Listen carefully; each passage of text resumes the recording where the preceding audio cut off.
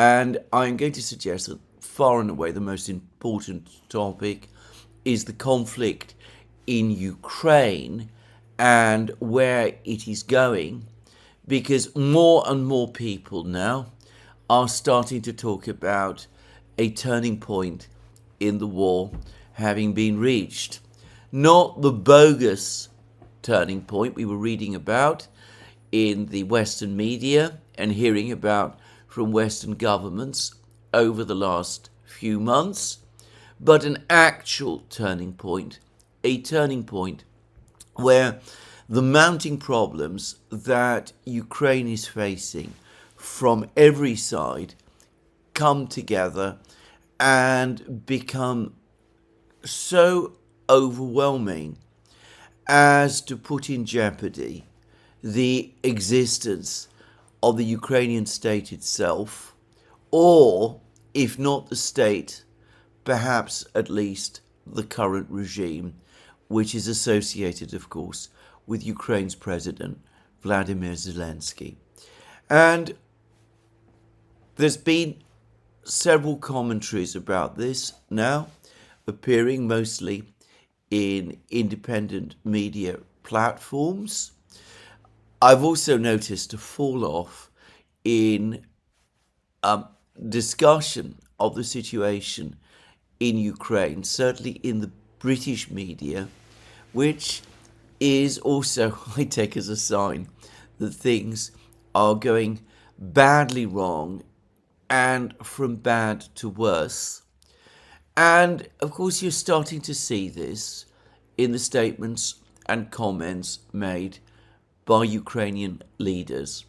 So let's start with Zelensky himself. He's still in Kiev. There are some reports that he's becoming increasingly stressed and angry about the situation, but I don't have any actual knowledge about that. But what we do know is that his long-standing aide, Mikhailo Podolyak, about whom in recent months, for over a year actually, we'd heard very little about, but who it seems is still there in Zelensky's entourage. Anyway, Mikhailo Podolyak has now come forward and is telling us that Zelensky, after his 40-day campaign to force the Russians to the negotiating table, as he so colourfully put it when he launched that campaign more than 40 days ago. Anyway, Zelensky is instead reverting to his old standard line of asking for a ceasefire. A ceasefire on the sea and in the air, a ceasefire on the ground, obviously within the existing conflict lines, all supposedly to be followed by negotiations between Russia and Ukraine to arrive at a full eventual settlement of the conflict. And needless to say, as part of those negotiations, a summit meeting between Vladimir Putin and himself. If all that sounds familiar, it is because it is. Zelensky has been talking about this, talking in this way, basically since the late spring, early summer of last year, when he finally realized that his original plan, a plan actually rejecting a ceasefire and rejecting a freezing of the conflict, but demanding instead unlimited military support from the West in order to defeat the Russians, actually physically defeat them on the battlefields, and to force them to withdraw from all the territory of pre-2014 Ukraine, which they currently occupy, including Crimea and to be followed up by negotiations which would be centered on topics like reparations payments by Russia to Ukraine and war crimes trials for Russian military and political leaders. In other words, a dictated peace, dictated by Zelensky after his armies had won the battles on the battlefronts.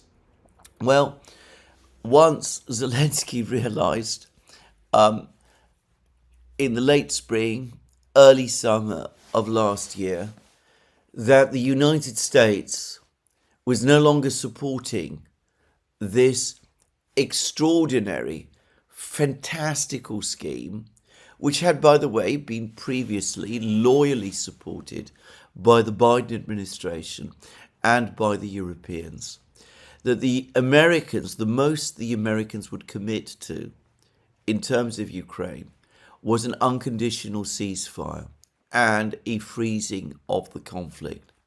Well, since then, since he reluctantly came round to the American position, as Ukraine's position on the battle lines has steadily deteriorated, Zelensky has ended up by adopting this American proposal for an unconditional ceasefire and indeed making it his own.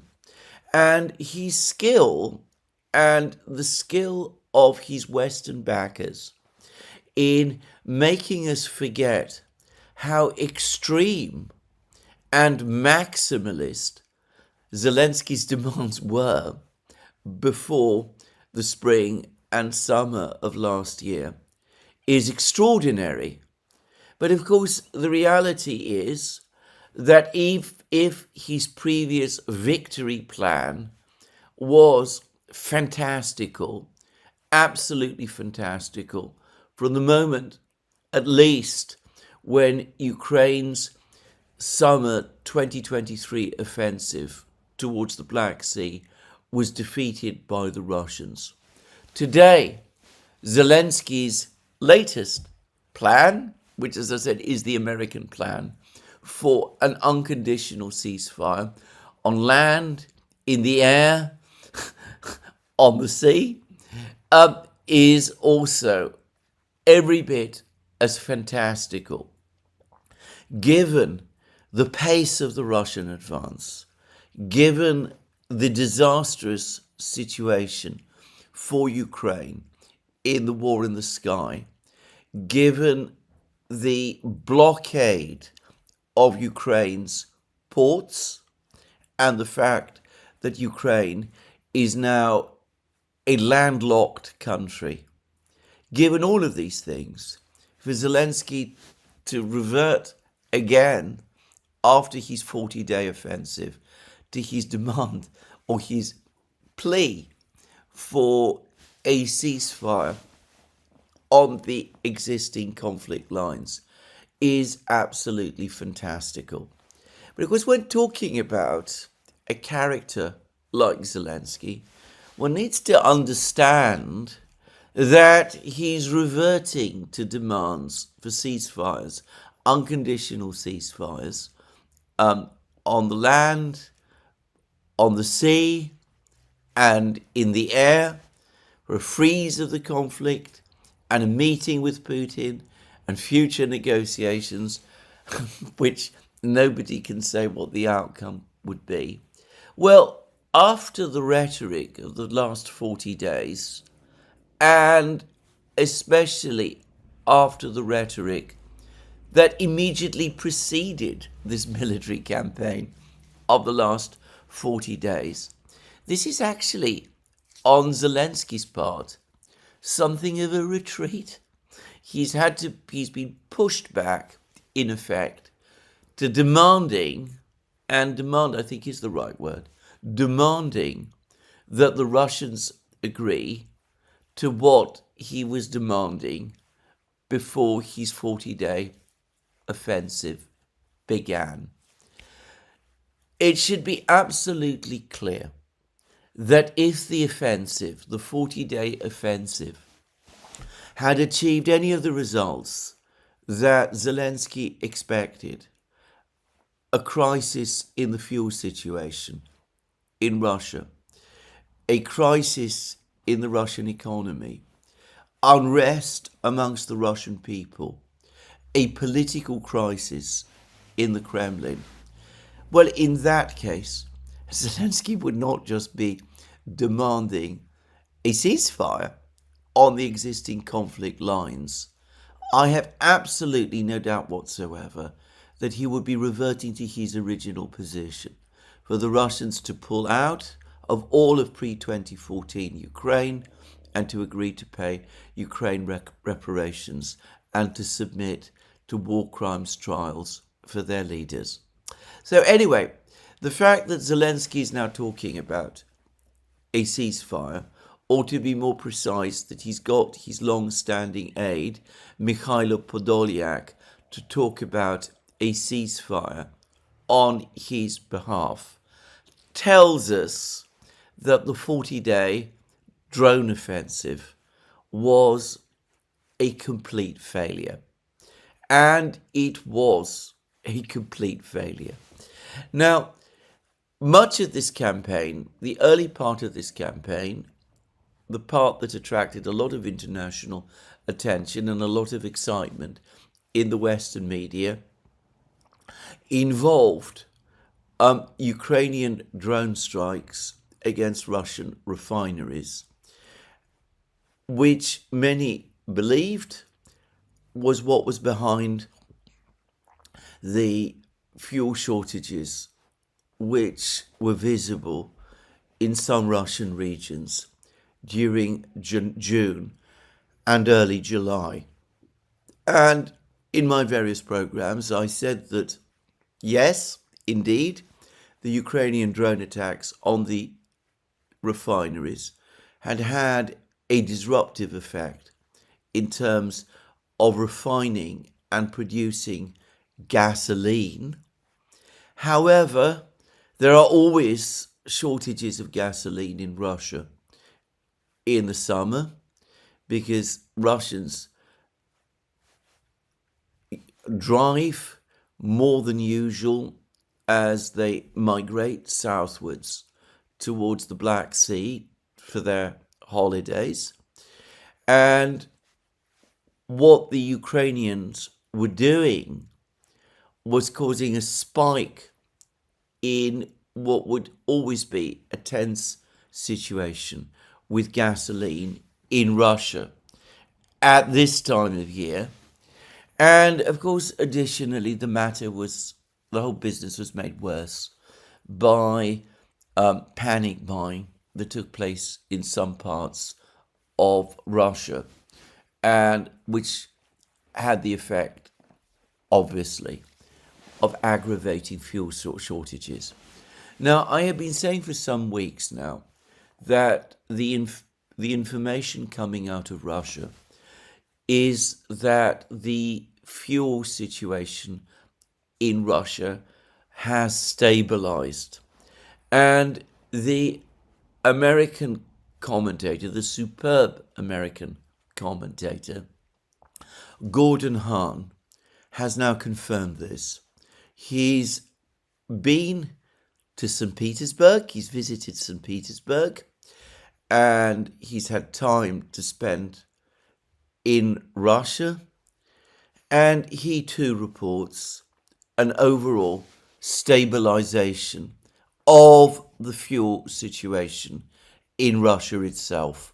Moreover, he reports that there is no sign of the great economic or financial crisis that many people, many commentators in the West have been talking about. He describes a generally stable economic situation, and he speaks about how the mood in Russia has indeed darkened in some respects as a result of the Ukrainian drone attacks, but not in a way that would worry the Kremlin. It's not that there is any mood for insurrection or an uprising against President Putin or a demand that the special military operation be called off. Rather, there is a hardening, a widespread hardening of the view that the drone attacks, obviously facilitated and made possible with the assistance of the West, merely prove the underlying point that the Russian government has been making all along, which is that this is an existential war for Russia and that Ukraine is simply the spearhead of the West, which remains strongly hostile to Russia and wants ultimately to see it defeated and, if possible, taken apart.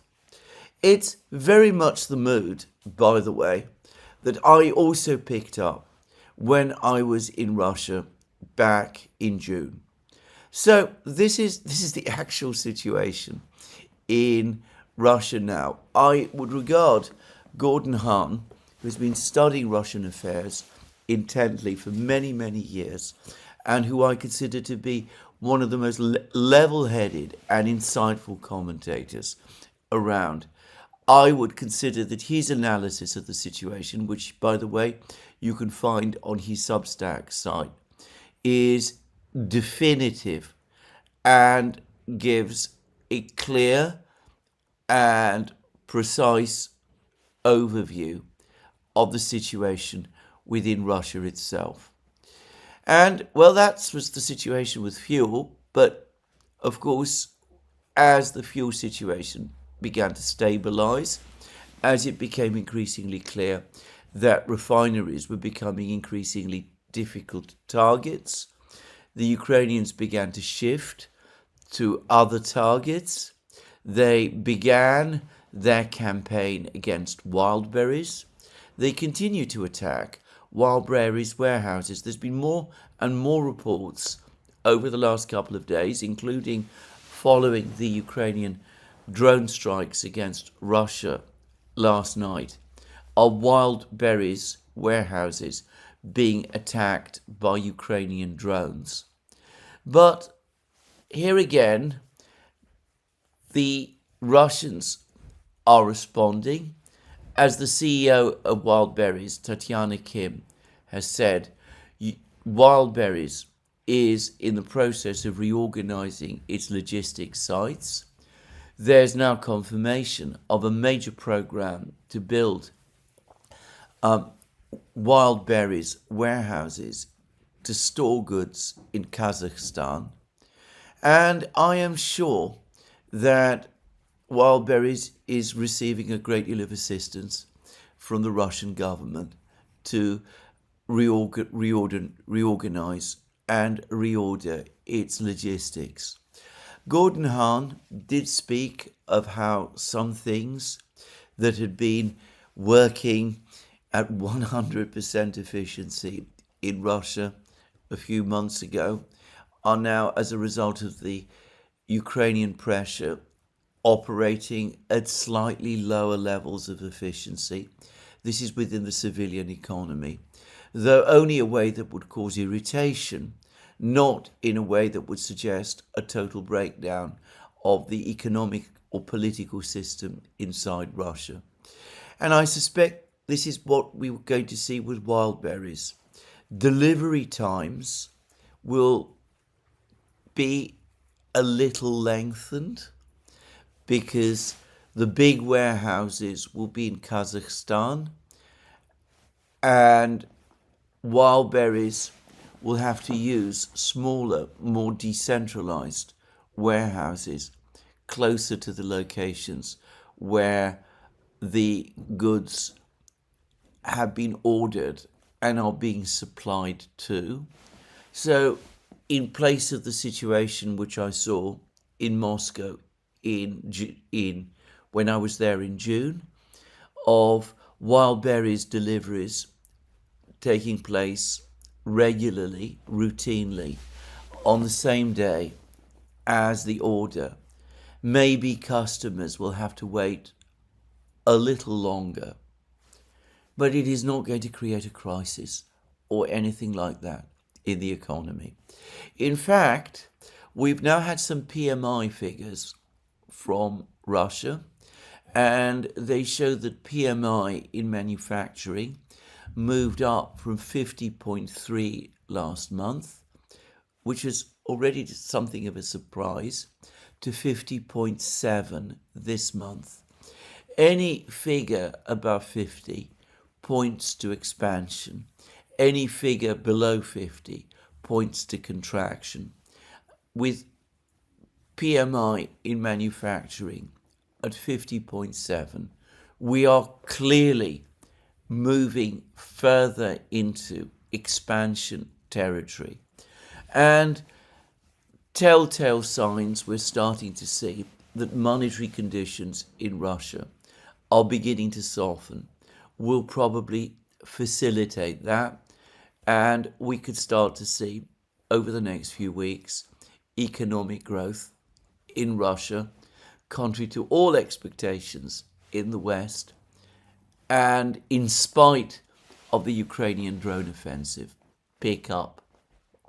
Well, the sequel to all of this has been that just as the Ukrainians failed to demoralize and destabilize the country through the refinery attacks, or disrupt the tourist season by creating a fuel shortage that would affect the ability of Russians to travel and to go on to their holidays. Just as that didn't happen, and just as the Wildberries attacks are not causing fundamental problems within the Russian economy.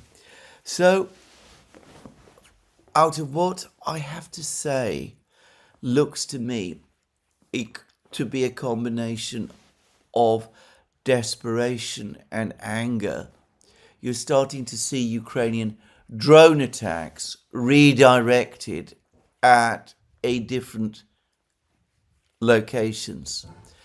Instead of trying to kill the tourist season by creating a fuel shortage, you try to kill the tourist and holiday season in the Black Sea by attacking the Black Sea resorts themselves. I say that because that is how the attack on the resort village actually, that I discussed in yesterday's program, the one which killed 6 people on a beach, looked to me.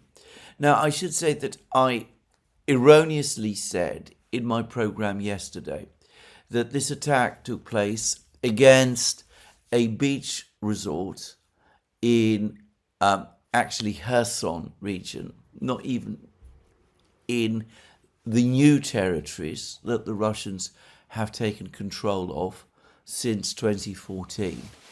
Actually, it appears to have been a beach resort in old Russia, pre-2014 Russia, in the region of Krasnodar.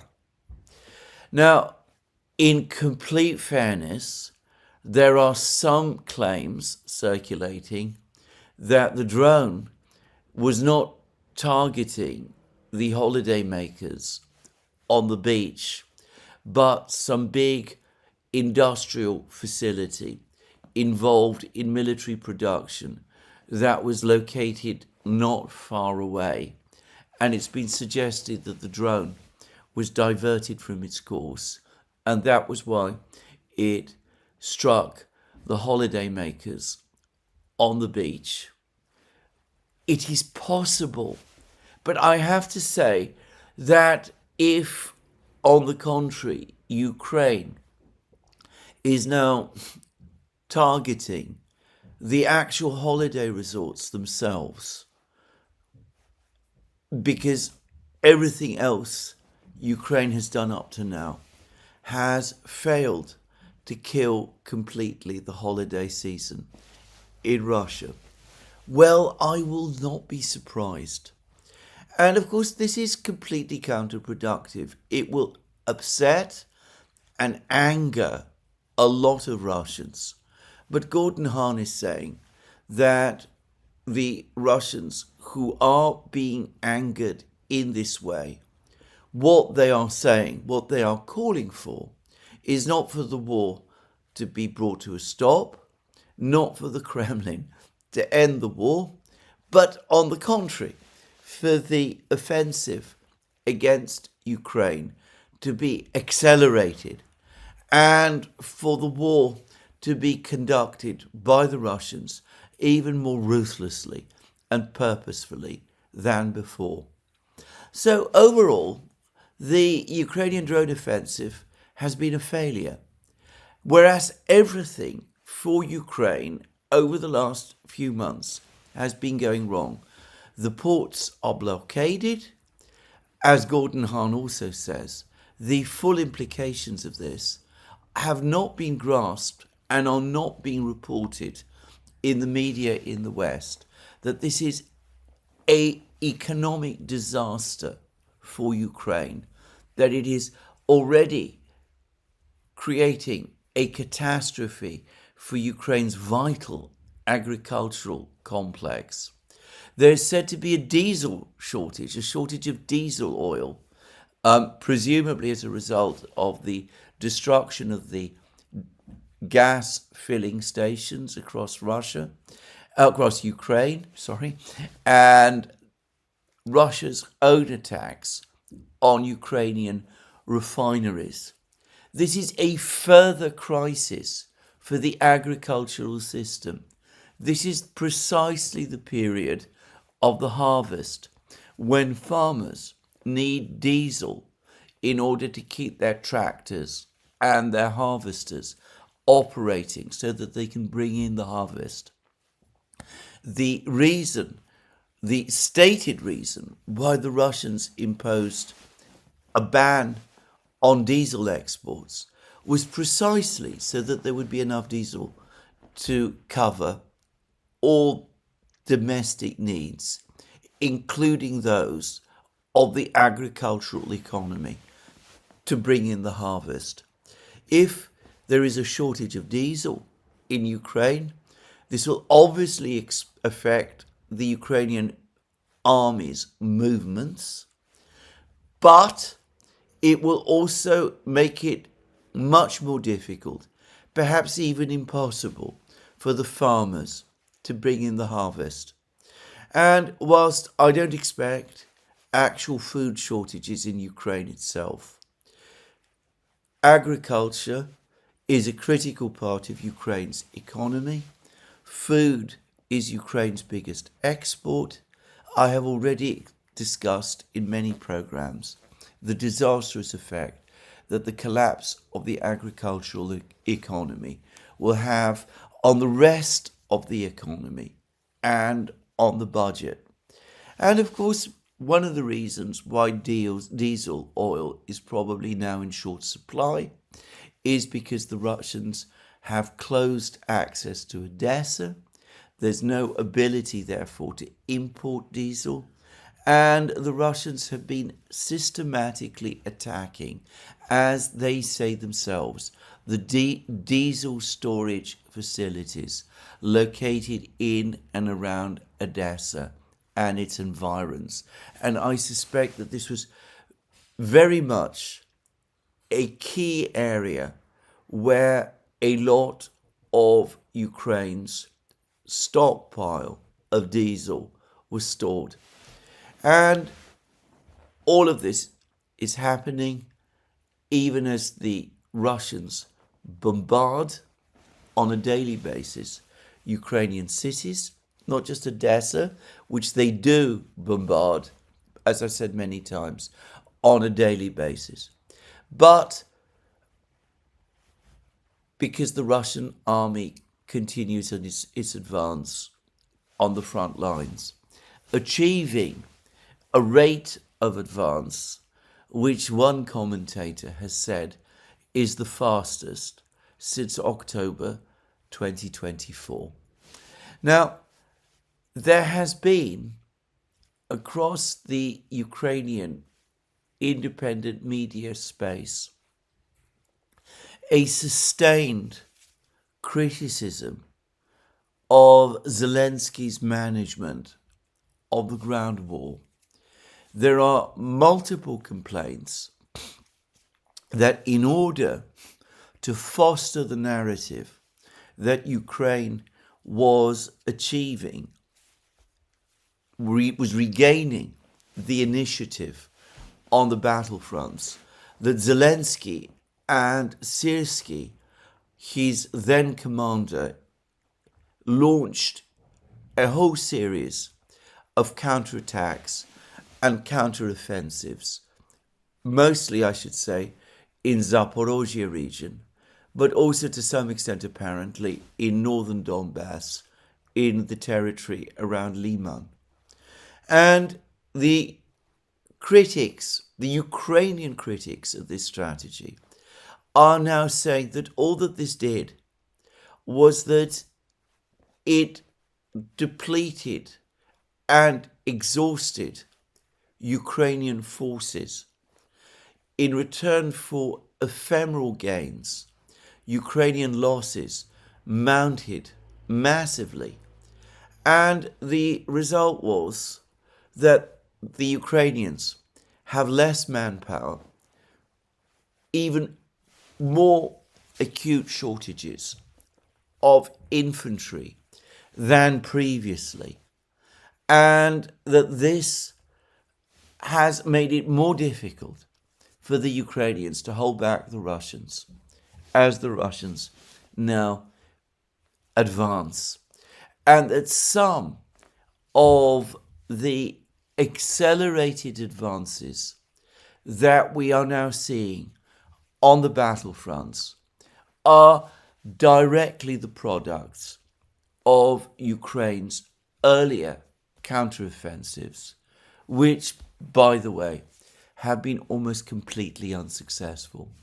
Now, it's interesting to me that there are Ukrainian commentators increasingly complaining and talking about this, because as I remember very well, this is exactly the same point that Scott of Calibrated made in his most recent program on his excellent YouTube channel. He too said that Ukraine is now paying the price of its ill-judged offensives in Zaporozhye region, which drained Ukrainian resources and allowed the Russian army, made it easier for the Russian army to resume its advance in the really important places where the war is being won. And on this, by the way, I've also had some very interesting comments about Russian tactics. I had a very interesting email from a member of the Duran community who alerted me to an article that has appeared in Russia about Russian drone tactics, about how when the Russians capture one location, say Mirnograd or Pakrovsk, they use it as a base to deploy large numbers of drone and anti-drone personnel and their equipment. And then this then creates a kind of drone umbrella over the next area which the Russians want to capture. And this commentator made the, I think, completely valid point that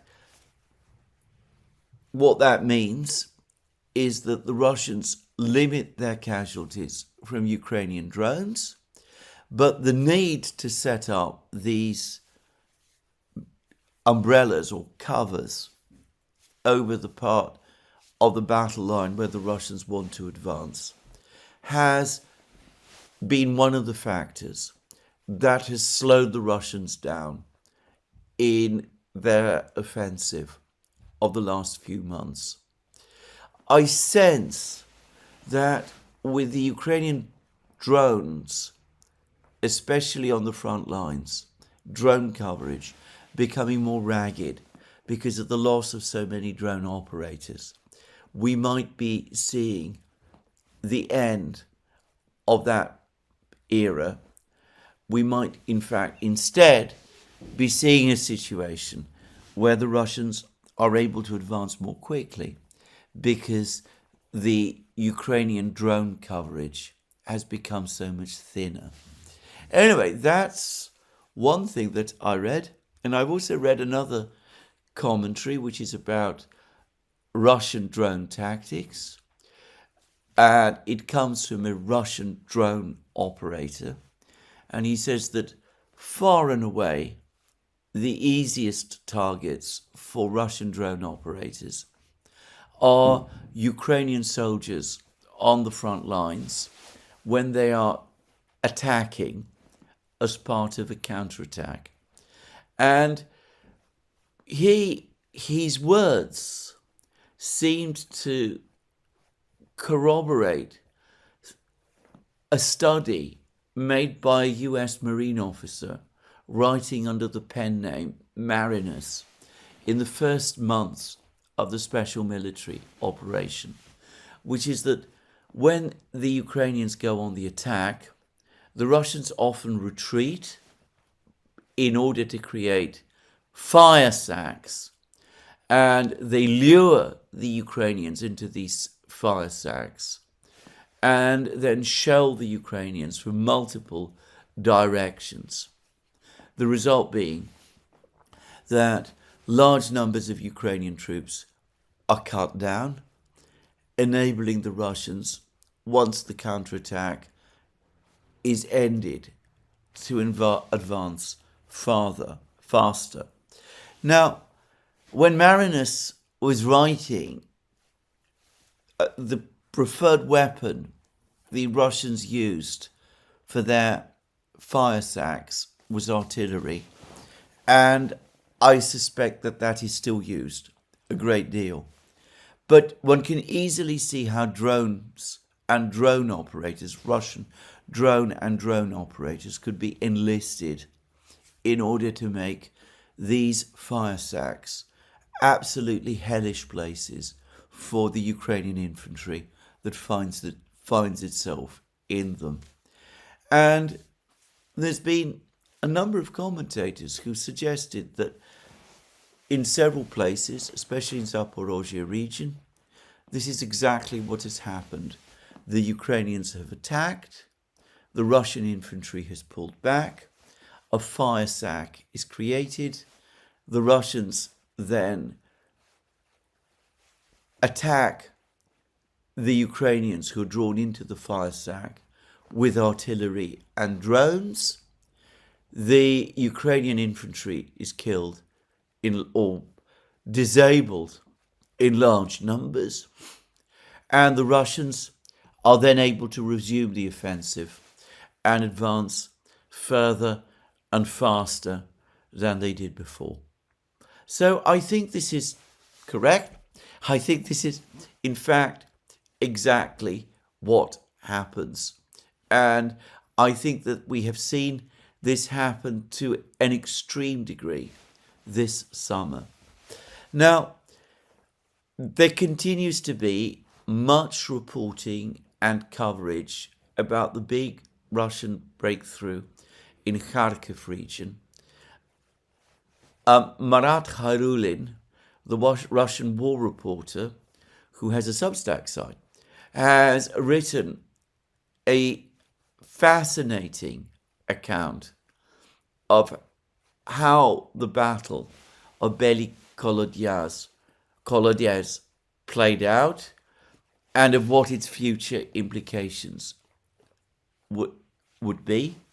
He's also pointed to the Russian success now in effectively trapping a large formation of Ukrainian troops in northeastern Kharkiv region.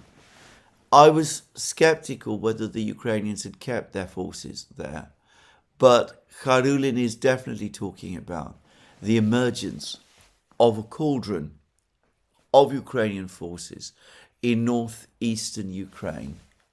If it is indeed the case that the Ukrainians failed to withdraw their troops from this area, from northeastern Ukraine, well, that would further highlight the chaos in the high command system that exists in Ukraine now, with the sacking of Ukraine's at least very experienced former commander, General Syrskyi, and his replacement by General Drapati, who wins golden opinions from some commentators in Ukraine and in the West, but who the Russians think was a capable brigade commander, but not someone with any aptitude for higher command. And I have to say, with every single passing day, with Drapati failing to make any real changes to Syrskyi's arrangements, or even to make the kind of tactical choices that Syrskyi used to make, well, it seems to me that we can see how that is contributing to the breakdown of the defences on the front lines. Now, all of this is obviously creating problems, tensions inside Kiev itself. I have no doubt at all that Zelensky, even if he isn't aware of every aspect of this major operational crisis that Ukraine is facing, is at least better informed about it than some of his Western backers are. And what Zelensky understands is probably understood better still by some of his opponents, political opponents. And that brings me now to a truly extraordinary speech that the previous Ukrainian commander-in-chief, the man who Zelensky sacked in early 2024 and replaced with Syrskyi, General Zaluzhny, who is now Ukraine's ambassador to Britain, an extraordinary speech which he gave to other Ukrainian ambassadors. Zaluzhny said that there is no possibility of Ukraine joining NATO. This is not going to happen. He said that previously he had been in charge of the job, in charge of the task of bringing the Ukrainian army up to NATO standards. This is obviously before the start of the special military operation. And Zaluzhny said that this was a fool's errand because the goalposts always and continuously moved. Whatever changes he made to Ukraine's standards, military standards, it was never enough. The NATO officials always came back and demanded more. And Zaluzhny believes that this is never going to change. But then he went on to say something else. He said that today, the development of war on the battlefronts has moved forward far beyond NATO's existing military doctrines, which are still ultimately are based on old remembered lessons from the Second World War of great tank armies and that kind of thing.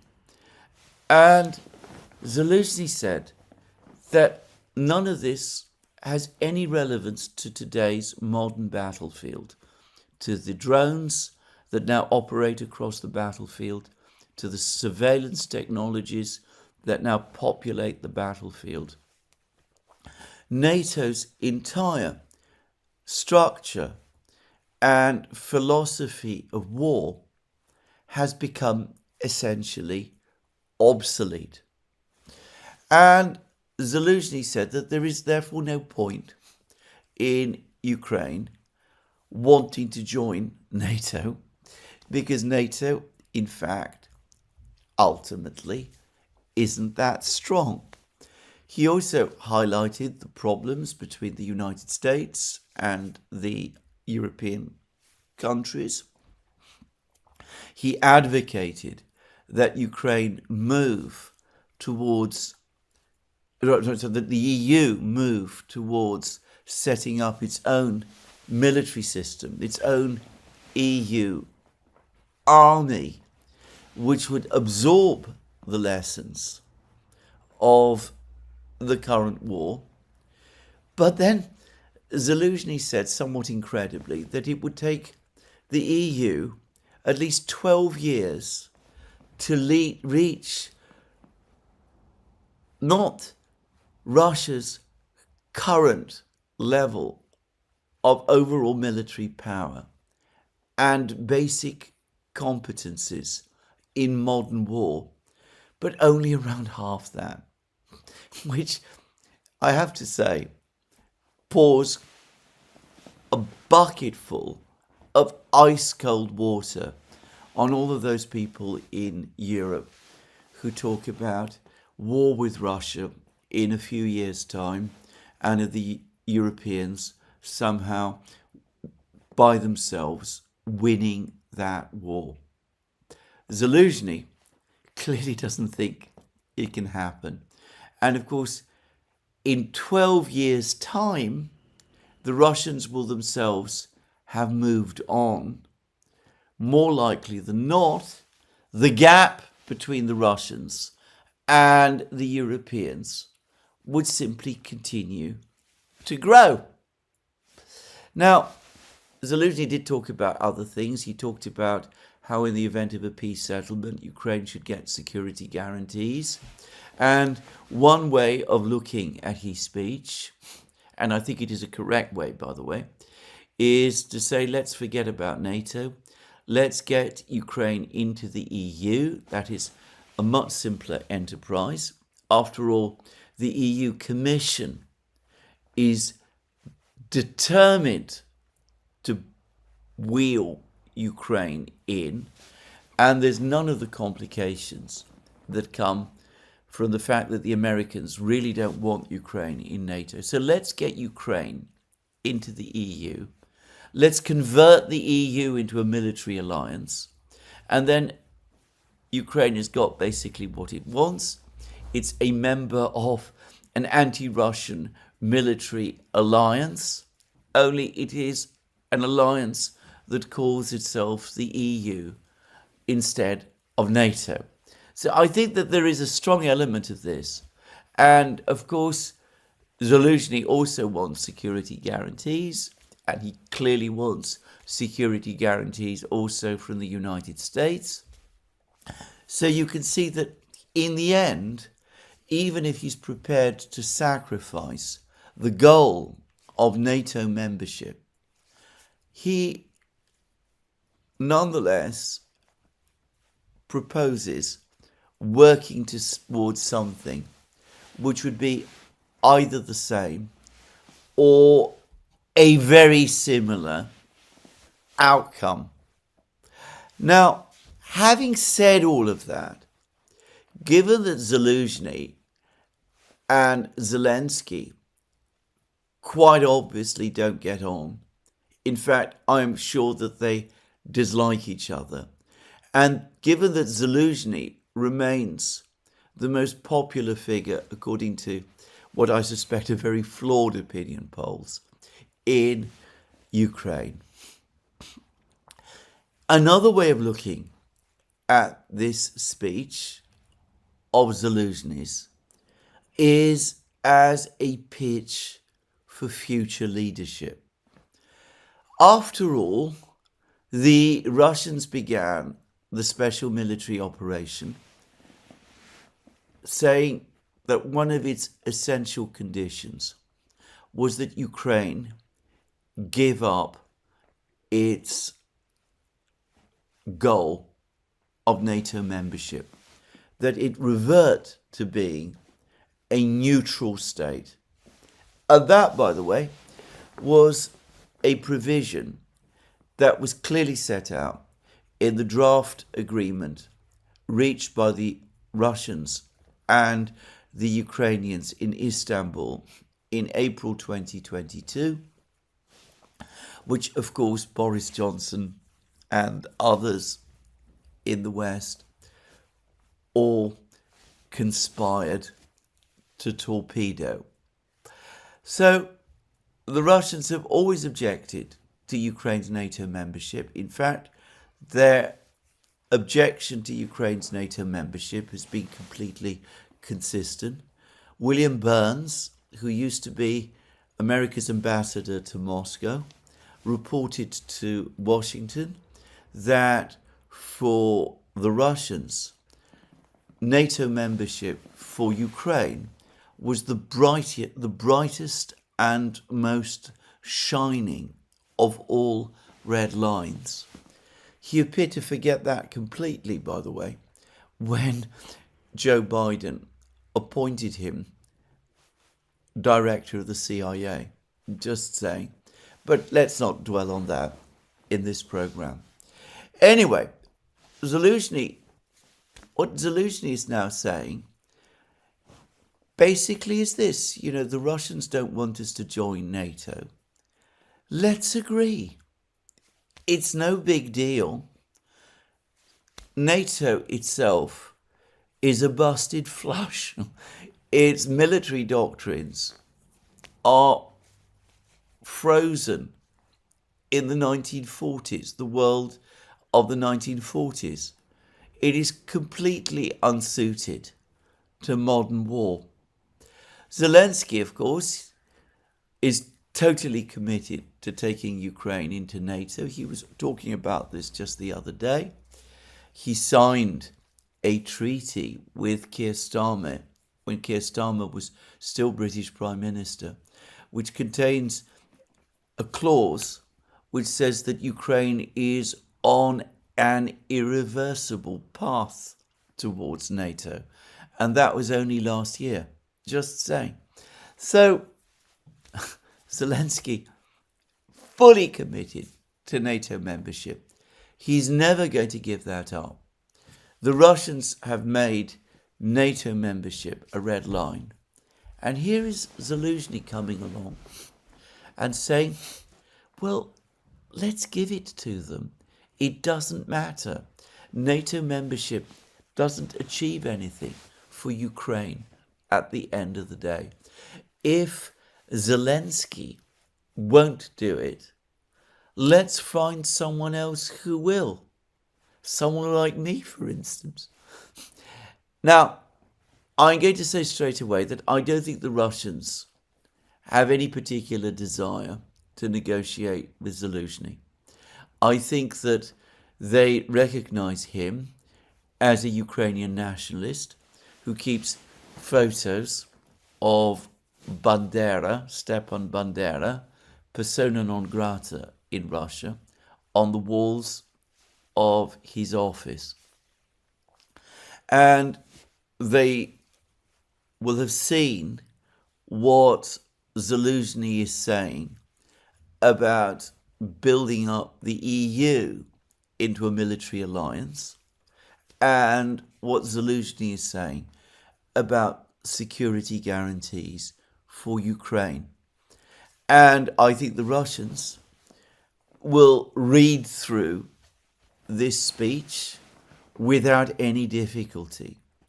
So the pitch that Zelensky is offering is not going to work with the Russians, and it is certainly not going to work if the chief negotiator with whom the Russians are dealing is him.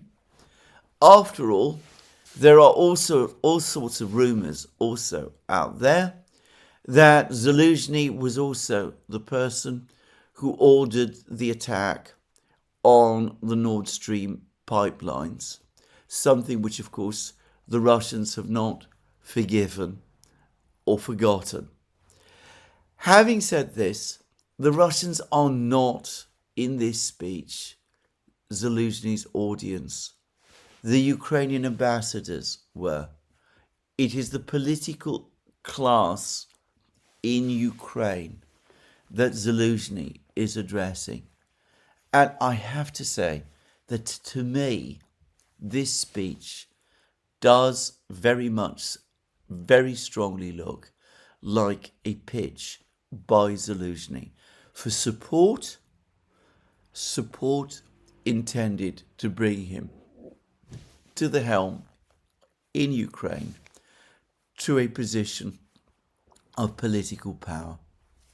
Now, over the last 24 hours, since I made my program yesterday, there's been reports of still further Russian advances. The blockade of the ports remains. The Russian attacks continue on the Ukrainian cities and against the gasoline stations, the filling stations, and the railway system. The pressure on Ukraine continues relentlessly. And I am not sure, as I said already, why the Russians would even be interested in negotiations at this time. Now, the Russian Deputy Foreign Minister, Galuzin, who has been one of the negotiators for Russia in the various negotiations between the Russians and the Ukrainians, and ultimately the Americans, which have taken place. Galuzin, who is believed to be something of a hardliner, again said that, the Russians are always willing to sit down and talk and look at diplomatic solutions. But he went on to say that there have been no proposals, no ideas, realistic ideas about how to settle the conflict coming from the West, and indeed from Ukraine as well. For the moment at least, the European leadership, like Zelensky himself, remains stuck with the fantastical plan for an unconditional ceasefire on the existing conflict lines. They show no interest or willingness in moving beyond that. Well, here is what I think is going to happen. I think it is now all but politically impossible for the current leadership of the European Union to engage the Russians in serious negotiations. But I think that at some point over the next few weeks, the penny about Ukraine's critical situation is going to drop, and we will see first a period of shock and panic across Europe, but then frantic diplomatic activity. And the purpose of that diplomatic activity will be to try to mobilize as much of international opinion as possible to try to force the Russians to agree to a ceasefire. And the fact that Ukraine's agricultural system is collapsing, the fact that Ukraine is without an air defense system, that the situation in the cities in Ukraine is becoming harder And there are now multitudes of reports that Ukraine's energy system is in no condition to cope with even a relatively mild winter. And of course, further Russian attacks on the Ukrainian energy system will precipitate its total collapse. Anyway, I suspect that Western leaders, Western governments, Western NGOs will start to say that there has to be a ceasefire in Ukraine, because otherwise there would be a humanitarian catastrophe. And there will be attempts to use the mechanisms of the United Nations, the Security Council, the General Assembly to achieve that.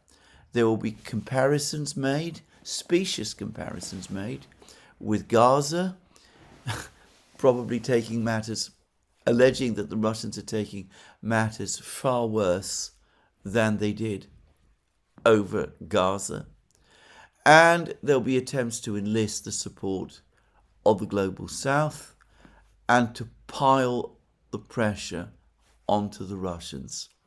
And of course, there will be more threats of still more sanctions to give spine to this diplomatic offensive. And this, I suspect, even as the front lines crumble and the domestic situation in Ukraine worsens, and even as the Rasvet satellite array comes into full use, there are now lots and lots of articles all over the internet that confirm that the Rasvet system is certainly capable of providing a degree of coverage over Ukraine and of guiding Russian drones to targets in western Ukraine. Anyway, I suspect that even as the military situation for Ukraine deteriorates, even as the Oreshniks are wheeled out and used, the cries and calls on the Russians to stop will intensify to stratospheric levels. And it will require tough nerves in Moscow to resist this. But I am confident that the Russians will.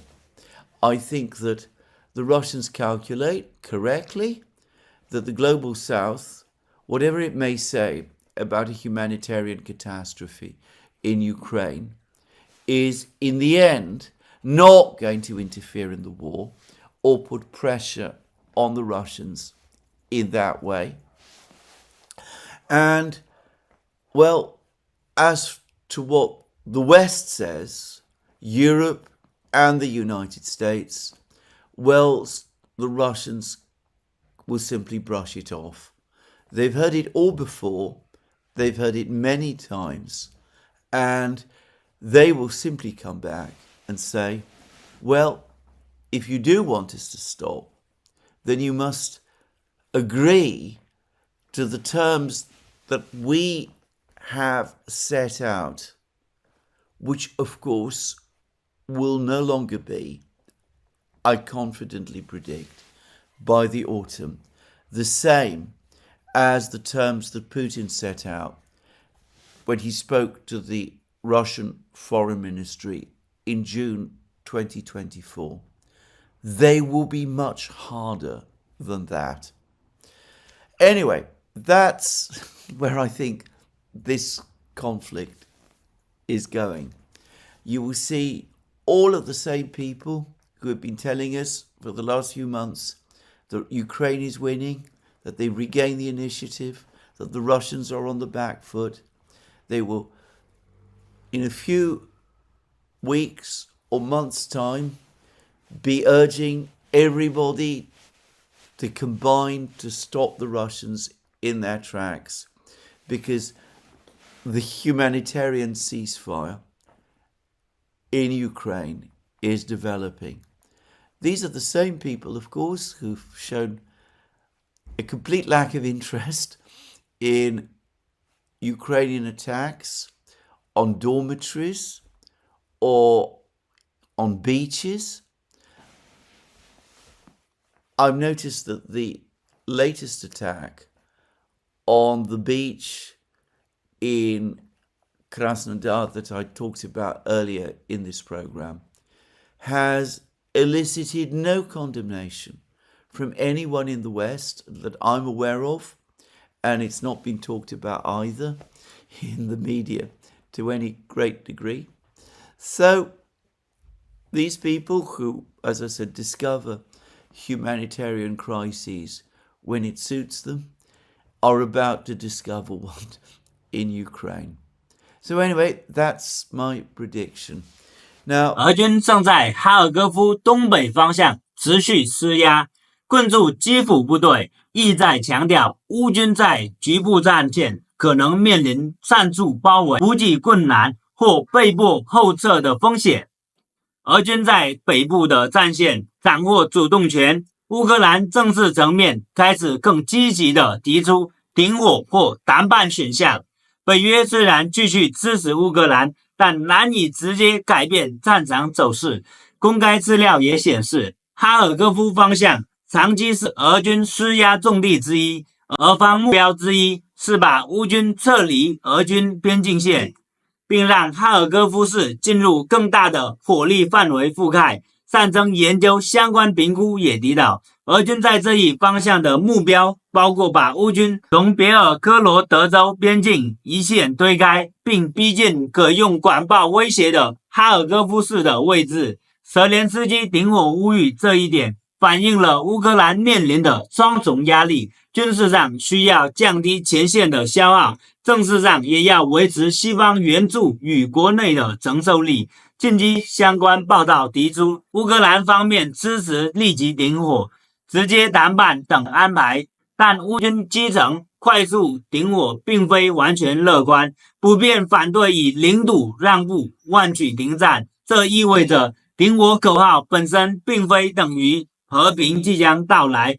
它更是一种外交施压的工具。乌克兰希望把愿意谈判的形象展示给美国和欧洲，同时把拒绝停火的责任推向俄罗斯。视频提到扎卢日称北约无力，更精准的理解应是北约并非没有能力援助乌克兰，而是其制度设计决定了他不愿直接参战。扎卢日内近期公开表态也强调，北约是一个防御性联盟，其冷战以来的机制以避免直接中突为继续强化乌克兰，认为乌克兰在战场上越强，在谈判桌上就越有筹码，所以北约无力更像是北约政治限制和升级风险的批评，而不是说北约完全没有军事财力或情报影响力。对后续进展的预测，短期内科夫东北方向仍会维持高压势态，俄军可能继续采取小步推进、炮火压制、无人机侦察打击和局部包围结合的方式，迫使乌军消耗预备队。乌军则会尽量避免大规模被合围，重点在守住交通节点、补给线和城市外围防线。若俄军实在局部形成加势，乌军可能选择擅速撤退，而不是死守所有村镇。中期看，停火谈判会频繁出现在舆论场，但真正落地很困难。俄罗斯若认为战场仍有推进空间，就缺乏立即停火的动力。乌克兰或接受冻结战线，又会面临国内政治压力和领土问题，因此更可能出现的是有限停火协议、供给暂停建议、能源设施互不攻击等分阶段方案，而不是一次性全面停火平等协议。总体来看，这期视频的深层主题不是单一战斗，而是俄乌战争正在进入军事消耗和外交试探的阶段。俄军试图用前线压力换取谈判优势，乌克兰试图用停火协议换取西方支持与道义主动，北约则继续援助，避免直接卷入战争。真正决定后续局势的，不是某一处战线能否被突破，而是双方谁能在兵力、弹药、社会承受力和外部支持上维持得更久、好了，以上是我的观点，感谢大家的支持、点赞与评论，谢谢大家。